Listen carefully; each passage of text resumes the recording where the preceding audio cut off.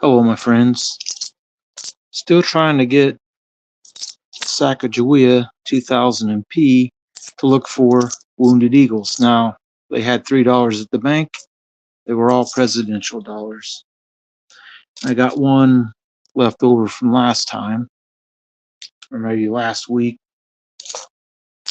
Those can be spent because they're not real special. Now,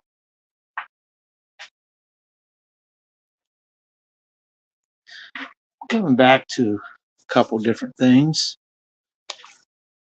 One of my first videos I did, a short about this. You take your $100 bill like this and you look at it closely, and you might notice this little paper is over the top of that strip.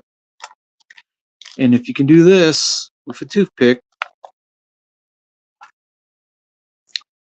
hello B&K Golden Coins, but if you can slip a toothpick underneath that little piece of paper, that's one way to tell these are legitimate hundreds.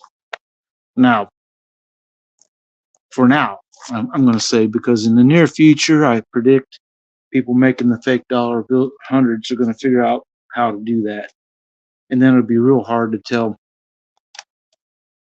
But moving on along, got this coin a while back, 1 shilling, 1912. I don't have the ASW wrote down for this one, King George. But this was in a bag of stuff I was looking at, and some of it I don't remember having. Now let's talk about cool serial numbers real quick. Only that 4 was a 3, then we'd have a binary. And on this one, if only the 5 over here was a 7, and it would be a binary. But they're not. Now, went to my coin dealer's shop. He had this stuff. It's got an envelope which tells you what it is. Austria, I mean. World War II, after World War I, emergency money from 1920. Well, Austria got their butts kicked in World War I. Austro-Hungarian Empire fell apart because of it. And they issued these emergency money ones, of which this one I think is the coolest looking. Now, that's some kind of bell tower, and it looks like rubble and stuff from the war.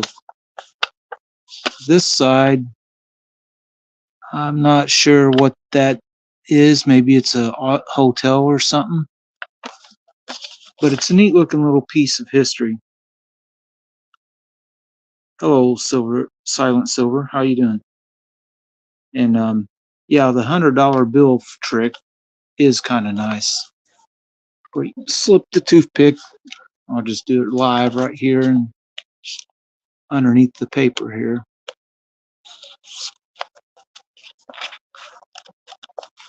You can get your toothpick to slide under. That's a real $100 bill. Thanks for stopping by. And if in the future, I think the counterfeiters will find a way to make that work that way on these, to try to fool people into thinking they have a real $100 bill. But anyway, getting back to this, there's two other ones in it, and it's neat looking. Looks like some castle wall or something.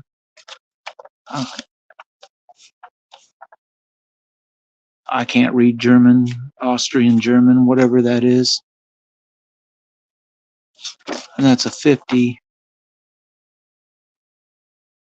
But these are all issued right after World War I as emergency money for Austria. Now I'm going to go ahead and keep them conveniently inside of this Ziploc bag for now. By the way, I only paid $1.50 for them.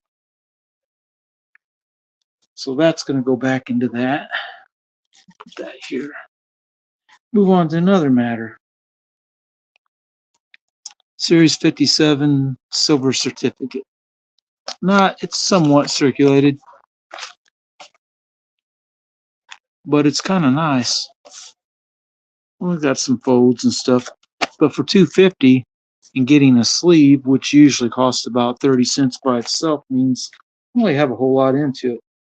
The only other guy I know selling, he's in town right now, wants $6 for him. So being able to get him for $2.50 is not too bad. And then this is a Series 35. Yeah, it is a good price.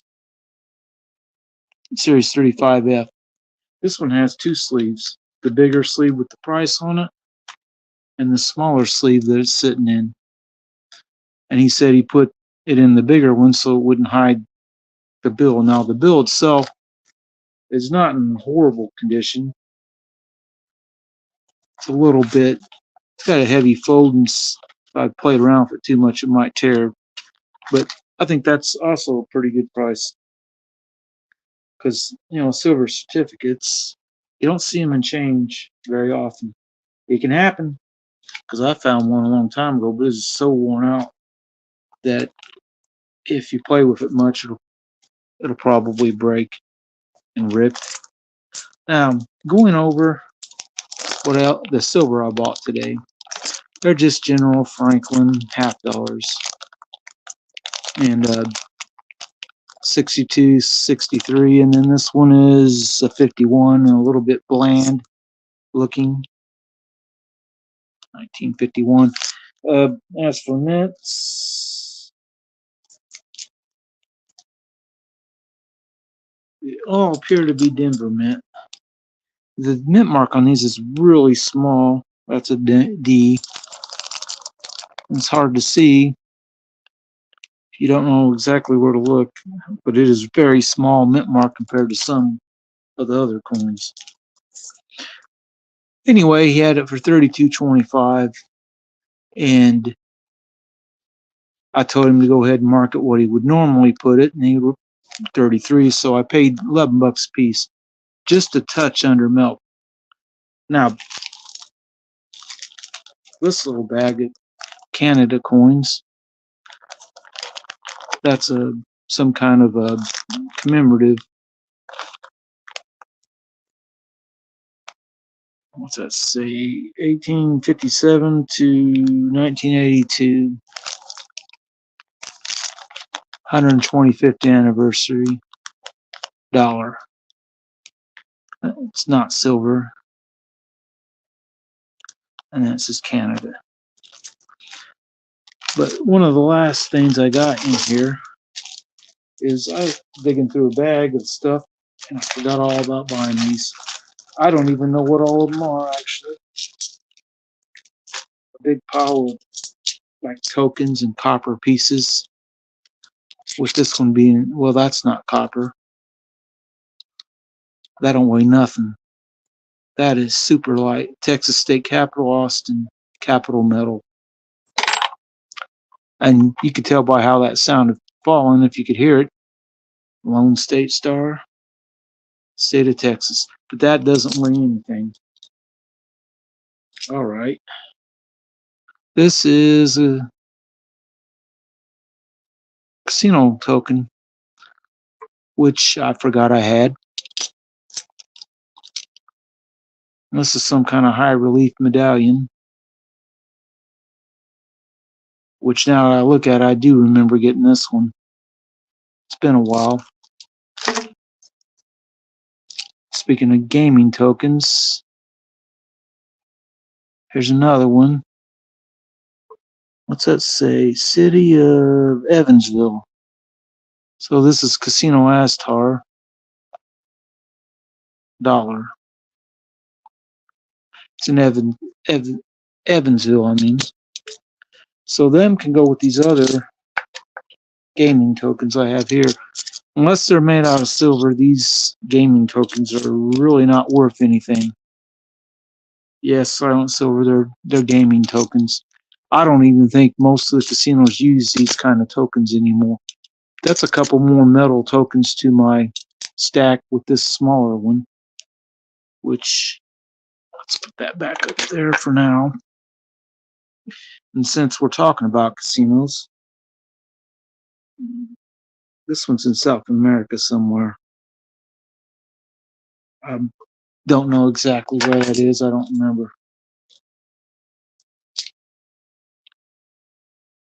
This is some kind of token with an archer on it.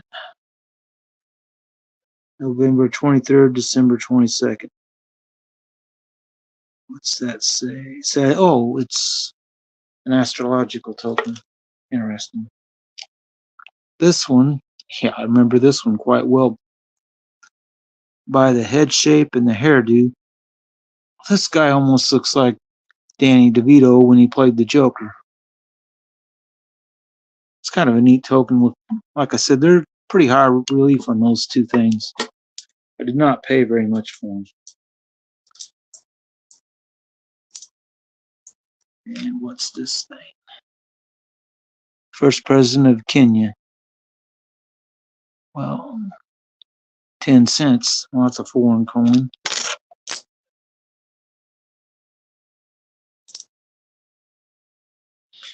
All right, the last three pieces in this little stack.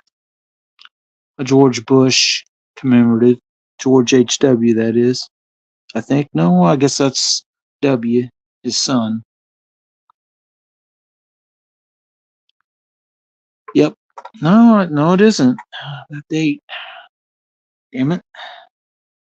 1989. That's actually HW. It's kind of hard to tell in the depiction of this particular picture or pose which one it actually was. The last couple things in here are these copper tokens for the Denver Mint. Now, I have the Philadelphia one somewhere too.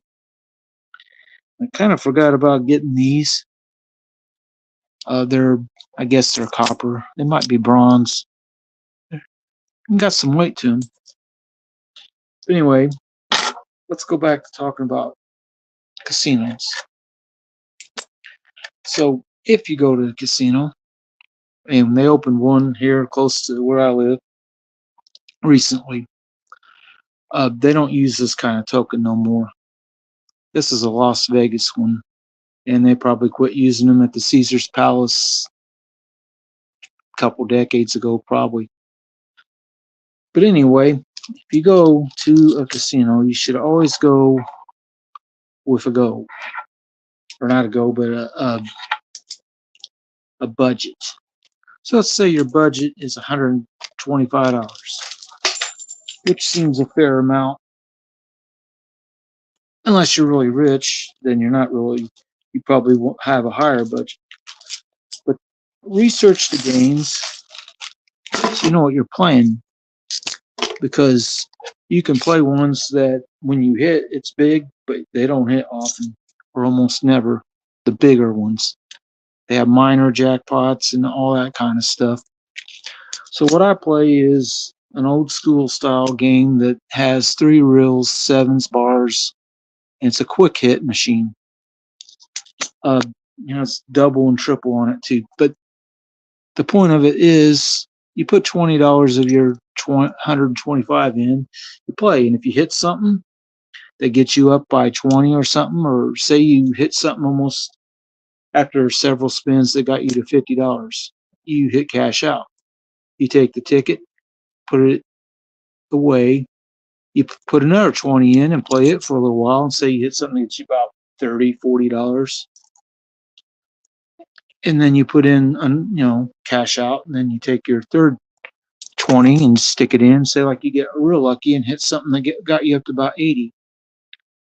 So at this point, you spent half your budget almost, 60 out of $125. But you got tickets for like 40 or 50. What was I said, 50, and like 30 or 5 or 40, and like 75 or whatever the last one I said.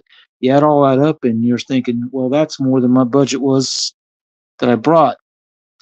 It's something like $140, $150 one plus the 65. So you can walk out of the casino with a little bit of money. Because if you do what a lot of people do, they keep playing until they run out. They're trying to hit a big jackpot or whatever, and then they run out of money. because they put all of it in and played and didn't think, well, I could cash out some here and start with another $20 bill and make more and cash out more. So you could take 125 and then come home with another 100 like this, plus whatever's left over from your budget and whatever else you won. That's what I do when I play. I try to make sure that if I get ahead, I want to bank some of that money basically by cashing it out onto a ticket. Then when I'm ready to leave, I just cash all the tickets in and then walk away. And if you walk away out of a casino with more money you went in with, that's not a bad thing. In fact, that should be everybody's goal. Go into the casino, play a little while, and walk out with more. But remember, $100 bills, you can slip a toothpick underneath or paper clip, whatever, underneath these strips of paper on that little blue strip there. That means it's a legitimate 100. And you can also see the 100 one here, but you'd have to have backlight. And I don't know if I can get backlight quick enough without making a mess. Let's see if it still works. Oh, it works all right. All right. Let's see if I can find and do this in such a way that I don't blind everybody. If you look, you can see that says US 100, USA 100. That little security strip is in every $100 bill the United States makes these days. And that is one way you can tell too. It's got that, plus you can slip the toothpick underneath the paper like this. You know you got a real bill. Anyway, shut that thing off. It's a nice little light, battery powered. Anyway, that's pretty much my stream tonight, and I want everybody to know that I'm going to have a short with this, showing it, because I did one and nobody watched it to speak of. And it is important to know how to tell a counterfeit $100 bill, because you're doing a yard sale or something, someone comes up and buys $100 worth of stuff off of you and gives you a fake $100 bill and you don't know the difference. You could definitely have let him just walk out with $100 of your stuff and not know it until you went to take the 100 to the bank or whatever, or spend it. And then you'd be like accused of counterfeiting it, and you'd know, you're like, I didn't make it. I didn't know it was counterfeit. Secret Service takes that stuff pretty seriously too. Anyway, that's pretty much about all I have for tonight. So I'm going to go ahead and let everyone have a good night. We'll see you next time. Maybe I can go live again before too long.